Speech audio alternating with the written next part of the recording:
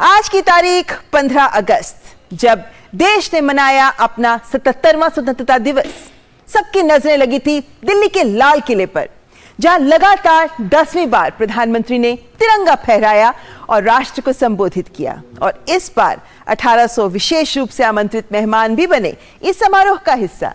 आइए सबसे पहले न्यूज नाइट में देखते हैं कि कैसे लाल किले पर मनाया गया आजादी का जश्न। देश के 77वें स्वतंत्रता दिवस के मौके पर जश्न आजादी का पर्व पूरे देश में जोशो खरोश से मना। आजादी के अमृत महोत्सव के इस बेहद खास मौके पर हर आमो खास जश्न में डूबा रहा। मुख्य समारोह हुआ देश की राजधानी दिल्ली के लाल किले पर। समारोह की शुरुआत से पहले प्रधानमंत्री राजघाट गए और वहां राष्ट्रपिता महात्मा गांधी को नमन किया।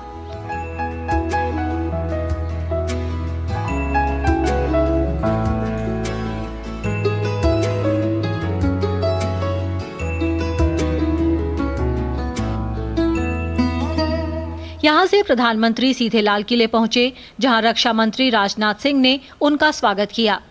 लाल किले के प्रांगण में प्रधानमंत्री नरेंद्र मोदी को संयुक्त इंटर सर्विसेज और दिल्ली पुलिस गार्ड ने सलामी दी।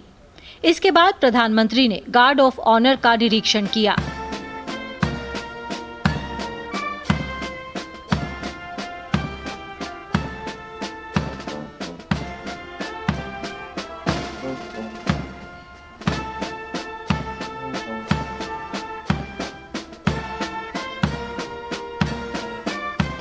इसके बाद प्रधानमंत्री पहुंचे लाल किले की प्राचीर पर, जहां उन्होंने लगातार 10वीं बार तिरंगा फहराया। आसमान में पूरी शान से तिरंगा लहराने के साथ ही राष्ट्रीय ध्वज को सलामी दी गई। इसके बाद वायुसेना के 2 उन्नत हल्के हेलीकॉप्टर मार्क 3 ध्रुव द्वारा कार्यक्रम स्थल पर फूलों की वर्षा की गई। स्वाधीनता दिवस समारोह को एक पुष्पित कलेवर प्रदान करते हैं। करीब 1.5 घंटे के अपने भाषण की शुरुआत में ही प्रधानमंत्री ने देशवासियों को आजादी की बधाई दी, शहीदों को नमन किया और उन सभी को याद किया जिन्होंने देश के लिए हंसते हंसते अपनी जान न्यौछावर कर दी थी। देश और दुनिया में भारत को प्यार करने वाले, भारत का सम्मान करने वाले, भारत का गौरव करने वाले कोटि कोटि जनों को आजादी के इस महान पवित्र पर्व की अनेक अनेक शुभकामनाएं देता हूं। पीएम ने अपने भाषण में 2047 तक के विकसित भारत का खाका खींचा तो अपनी सरकार के कामों का ब्यौरा भी जनता के सामने रखा। लाल किले पर केंद्रीय मंत्रिपरिषद के तमाम सदस्य, विभिन्न दलों के नेता और विदेशी राजनयिकों सहित केंद्र के वरिष्ठ अधिकारी उपस्थित थे।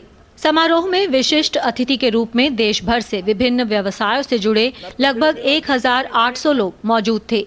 इनमें जीवंत गांवों के 400 से अधिक सरपंच, किसान उत्पादक संगठन योजना से जुड़े 250 लोग, प्रधानमंत्री किसान सम्मान निधि योजना और प्रधानमंत्री कौशल विकास योजना के प्रतिभागी, नई संसद भवन सहित सेंट्रल विस्टा परियोजना से जुड़े 50 श्रम योगी, शिक्षक, नर्स और मछुआरे शामिल थे। लाल किले की प्राचीर से अपना भाषण खत्म करने के बाद पीएम जब नीचे आए तो वहां बैठे कैडेट से रूबरू हुए। पीएम मोदी ने समारोह में शामिल होने के लिए देश भर से आए विशिष्ट अतिथियों से भी मुलाकात की। संपर्क स्थापित करते हैं और यहाँ मौजूद हजारों की संख्या में। उधर राष्ट्रपति द्रौपदी मुर्मू ने स्वतंत्रता दिवस के मौके पर दिल्ली के नेशनल वॉर मेमोरियल पहुंचकर शहीद जवानों को श्रद्धांजलि दी। इस मौके पर उनके साथ रक्षा मंत्री राजनाथ सिंह भी थे। नेशनल वॉर मेमोरियल वीर शहीदों की याद में दिल्ली के इंडिया गेट के नजदीक तैयार किया गया है। वॉर मेमोरियल उन जवानों के प्रति सम्मान का सूचक है जिन्होंने आजादी के बाद से अनेकों लड़ाइयों में देश की रक्षा के लिए अपने प्राणों की आहुति दी। देश के 77वें स्वतंत्रता दिवस के मौके पर राष्ट्रपति द्रौपदी मुर्मू ने राष्ट्रपति भवन में एट होम समारोह का आयोजन किया। इस मौके पर उपराष्ट्रपति जगदीप धनखड़, प्रधानमंत्री नरेंद्र मोदी और विभिन्न केंद्रीय मंत्रियों समेत कुछ विशिष्ट लोगों ने शिरकत की। स्वाधीनता दिवस समारोह में देश की आन बान और शान का प्रतीक तिरंगा पूरे जोश व खरोश से फहराया गया।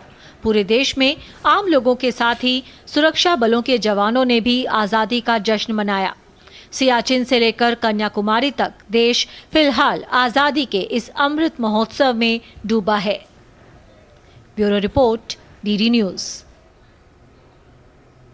तो इस तरह हमने देखा कि किस तरीके से लाल किले में इस तरीके से ही आज़ादी का महोत्सव मनाया गया। लेकिन प्रधानमंत्री नरेंद्र मोदी ने लाल किले की प्राचीर से अपने संबोधन में देश के समक्ष मौजूद 3 बुराइयों पर निशाना साधते हुए भ्रष्टाचार, परिवारवाद और तुष्टीकरण पर जमकर हमला बोला।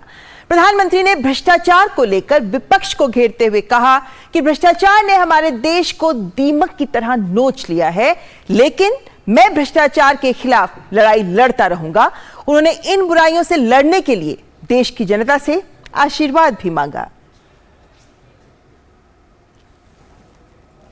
प्रधानमंत्री नरेंद्र मोदी ने लाल किले की प्राचीर से पूरे विश्वास के साथ कहा कि 2047 में जब भारत आजादी के 100 साल मनाएगा तब निश्चित ही देश विकसित राष्ट्र बन जाएगा। उन्होंने कहा कि देश जब आजादी के 100 साल मनाएगा तब दुनिया में विकसित भारत का तिरंगा झंडा होना चाहिए। उन्होंने इसके लिए रत्ती भर भी न रुकने और शुचिता, पारदर्शिता, निष्पक्षता को अपनाने का आह्वान किया। इसके साथ ही उन्होंने भ्रष्टाचार, परिवारवाद और तुष्टीकरण को देश के विकास में एक बड़ा रोड़ा बताया। उन्होंने इन बुराइयों से लड़ने के लिए देश की जनता से आशीर्वाद भी मांगा। हमें इन 3 बुराइयों के खिलाफ पूरे सामर्थ्य के साथ लड़ना है। भ्रष्टाचार, परिवारवाद, तुष्टीकरण, ये चुनौतियां हमारे ये ऐसी चीजें पनपी है जो हमारे देश के लोगों का जो आकांक्षा है उसका दमन करती है। हमारे देश के कुछ लोगों के पास जो छोटा मोटा सामर्थ्य है उसका शोषण करती है।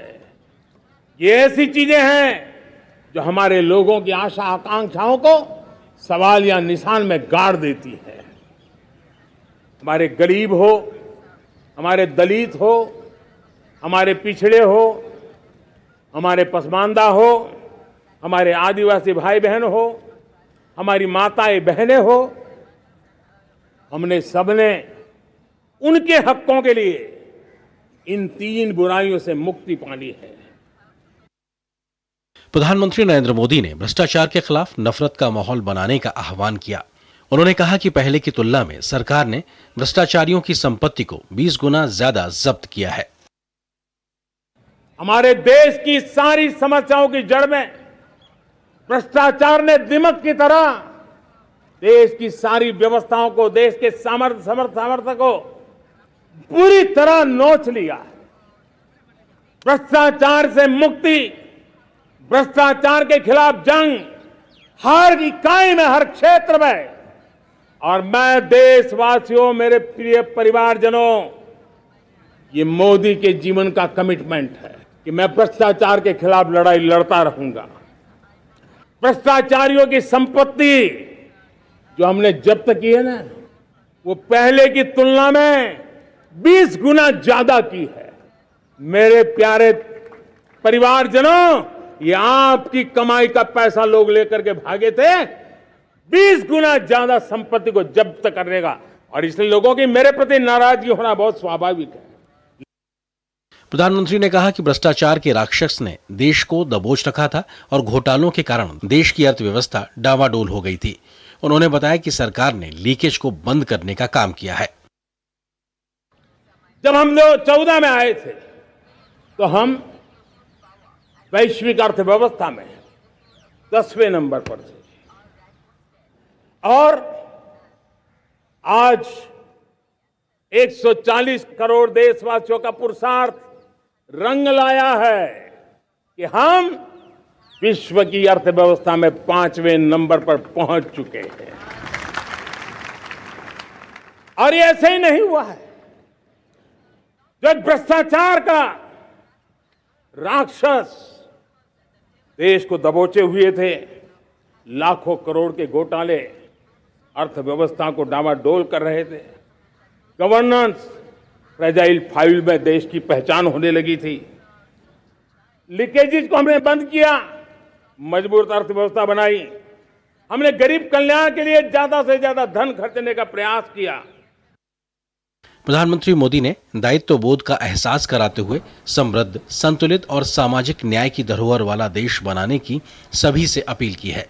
उन्होंने कहा कि हमें एक ऐसा देश बनाना है जो छोटी छोटी चीजों के लिए कभी संघर्ष न करे। Bureau report, DD news. और देश के 77वें स्वाधीनता दिवस के मौके पर प्रधानमंत्री मोदी ने देश के विकास में महिलाओं और युवाओं के विकास का विशेष उल्लेख करते हुए महिलाओं के नेतृत्व में विकास की सोच की महत्ता को एक बार फिर रेखांकित किया।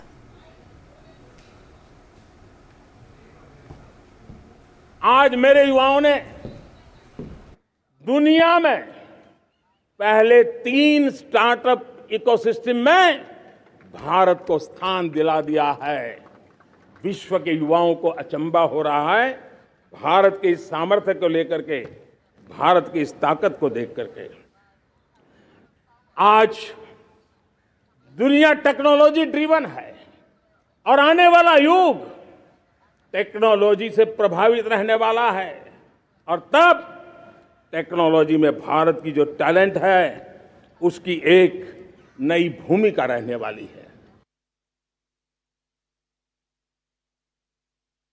मेरे देश की 100 जितनी स्कूल ऐसी हैं जहां के बच्चे सैटेलाइट बना करके सैटेलाइट छोड़ने की तैयारियां कर रही है, नए वैज्ञानिकों का गर्भाधान कर रही है।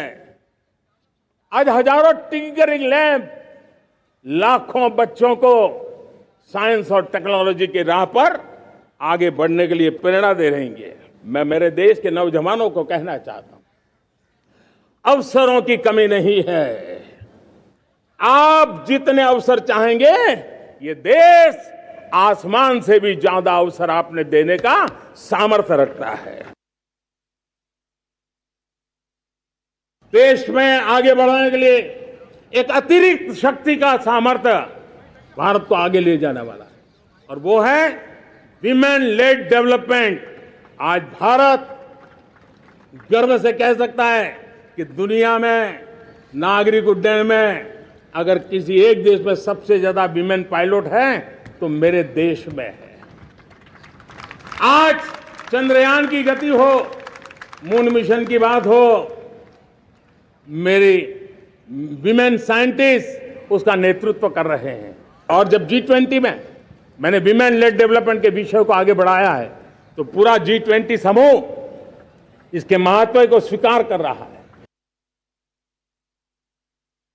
एक देश में दौरा कर रहा था तो वहां एक बहुत ही सीनियर मिनिस्टर, उसने मुझे एक सवाल पूछा। उसने कहा, आपके यहां बेटियां साइंस और इंजीनियरिंग के विषयों की पढ़ाई करती हैं क्या? उसमें क्या था, मैंने उनको कहा, आज मेरे देश में लड़कों से ज्यादा बेटियां आज स्टेम यानी साइंस, टेक्नोलॉजी, इंजीनियरिंग और मैथ्स अधिकतम भाग मेरी बेटियां ले रही है। तो उनके लिए अचरज था। ये सामर्थ्य आज हमारे देश का देख रहा है।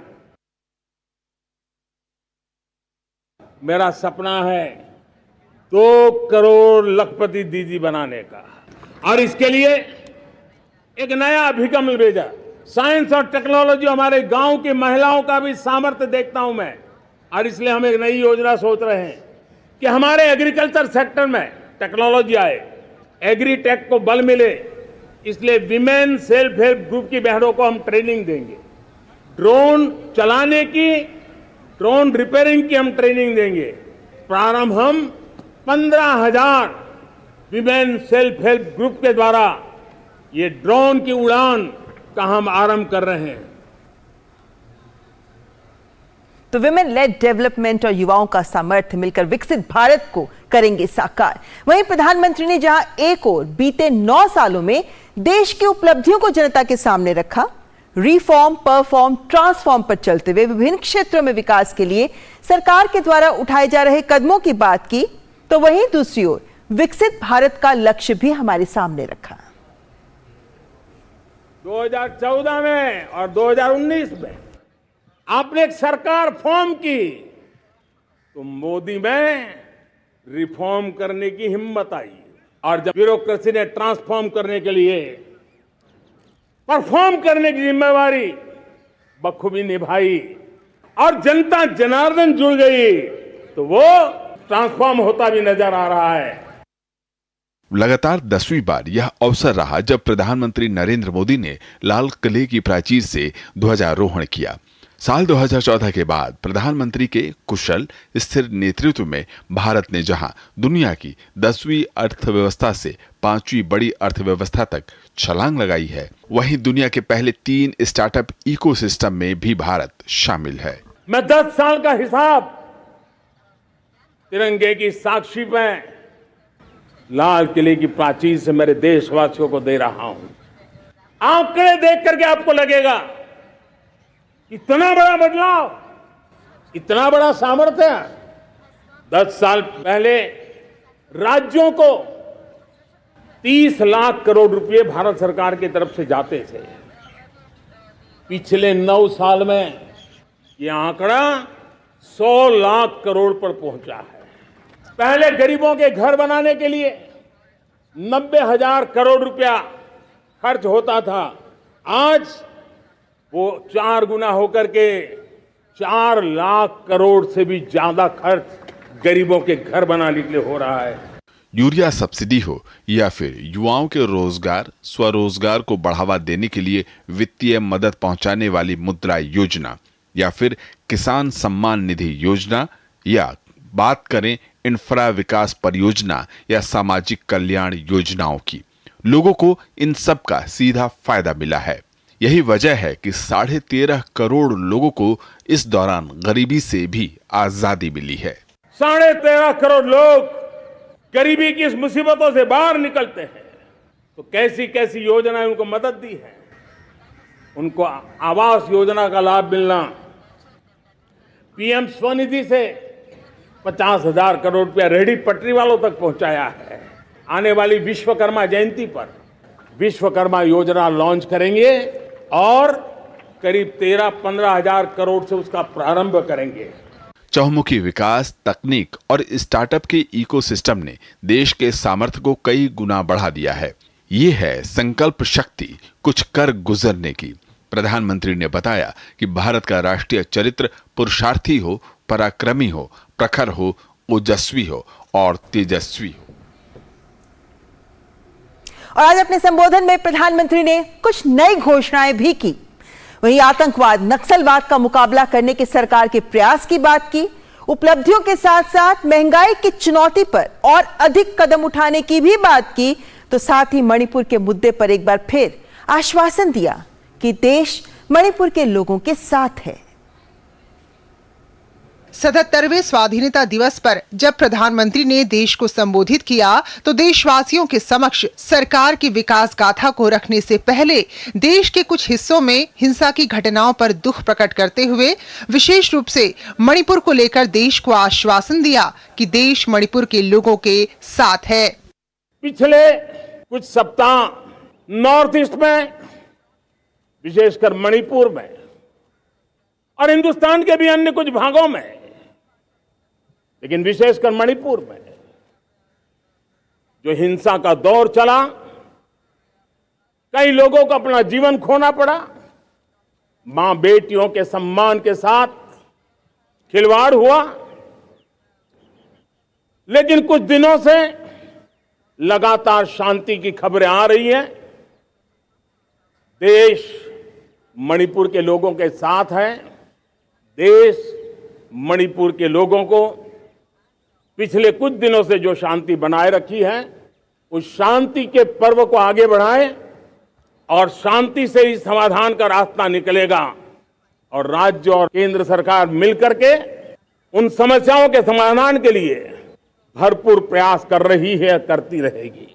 लेकिन साथ ही प्रधानमंत्री ने आतंकवाद से देश को सुरक्षित करने के प्रयासों और नक्सल प्रभावित क्षेत्रों में आ रहे सकारात्मक बदलाव को सामने रखते हुए कहा कि सुरक्षा से उत्पन्न शांति के माहौल में ही प्रगति होती है।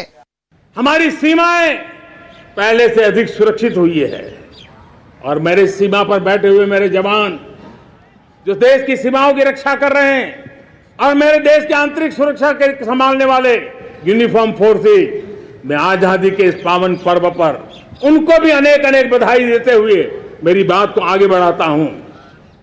सेना का अधिकरण हो, हमारी सेना युवा बने, हमारी सेना बैटल के लिए रेडी, युद्ध योग्य बने, इसलिए निरंतर रिफॉर्म का काम आज हमारी सेना में हो रहा है। इस अवसर पर प्रधानमंत्री ने देश की आर्थिक प्रगति की तस्वीर भी स्पष्ट करते हुए बढ़ते निर्यात का जिक्र किया। साथ ही इस बात को भी उजागर किया कि कोरोना काल के बाद दुनिया में जो नया वर्ल्ड ऑर्डर बना है उसमें भारतीयों के सामर्थ्य से विश्व को उम्मीदें हैं। साथ ही प्रधानमंत्री ने देश को गारंटी दी कि अगले 5 वर्षों में देश विश्व की पहली 3 अर्थव्यवस्थाओं में शामिल होगा। उपलब्धियों के साथ साथ प्रधानमंत्रियों ने चुनौतियों को भी स्वीकार करते हुए महंगाई को लेकर कहा कि इस दिशा में और कदम उठाने हैं और इसे लेकर उनके प्रयास जारी रहेंगे। आने वाले 5 साल में मोदी का गारंटी है, देश पहले 3 वैश्विक इकोनॉमी में अपना जगह ले लेगा। ये पक्का जगह ले लेगा। आज जो 13.5 करोड़ गरीबी से बाहर आए हुए लोग हैं, वो एक प्रकार से मध्यम वर्ग की ताकत बन जाते हैं। देश की विकास गाथा के महत्वपूर्ण बिंदुओं को साझा करते हुए प्रधानमंत्री ने विश्वकर्मा योजना के साथ साथ देशवासियों को सस्ती औषधि दे रहे जन औषधि केंद्र को 10,000 से आगे 25,000 जन औषधि केंद्र खोलने के लक्ष्य की घोषणा की। साथ ही शहरी गरीब लोगों का अपना मकान बनाने के लिए मदद की योजना का भी ऐलान किया। जन औषधि केंद्रों ने देश के सीनियर सिटीजन्स को, देश के मध्यम वर्गीय परिवार को एक नई ताकत दी है। जो दवाई बाजार में 100 रुपए में मिलती है, वो 10 रुपए, 15 रुपए, 20 रुपए में दी। बीमारी में जिनको दवाई की जरूरत थी, ऐसे लोगों के करीब 20,000 करोड़ रुपया उनके जेब में बचा है, और ये ज्यादातर मध्यम वर्ग के परिवार के लोग हैं।